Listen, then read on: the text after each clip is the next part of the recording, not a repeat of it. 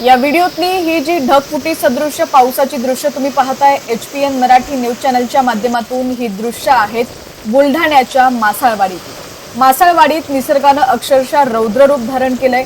ढगफुटी सदृश्य पावसाने संपूर्ण गावाला पाण्याचा विळखा घातलेला असून पुराच्या पाण्यामुळे गावाचा जगाशी असलेला संपर्क पूर्णपणे तुटलाय।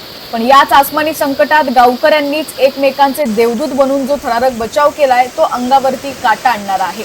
पाहूया हा अंगाचा थरकाप उडवणारा व्हिडिओ। धोधो बरसणारा पाऊस आणि पुराच्या पाण्यात गडप झालेला गावचा मुख्य पूल।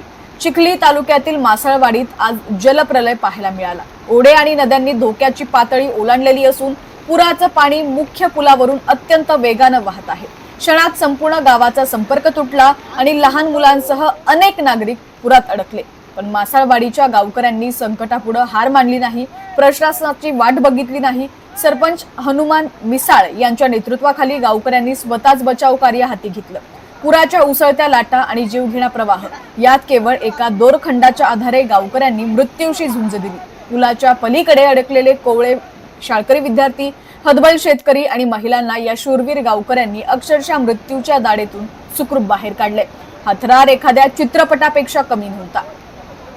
आज जीव वाचला असला तरी गावकऱ्यांच्या मनात आता प्रशासनाविषयी तीव्र संतापाची लाट आहे, कारण हा जीवघेणा खेळ दरवर्षीचाच झालाय। पुलाची उंची अत्यंत कमी असल्यामुळे प्रत्येक पावसाळ्यात मासाळवाडीला या मृत्यूच्या सापळ्यात अडकावं लागतं। आज गावकऱ्यांच्या सतर्कतेमुळे मोठा अनर्थ टळला, पण आता आमचा थेट प्रश्न प्रशासनाला आहे। प्रशासन एखादी मोठी जीवितहानी होण्याची वाट पाहत आहे का?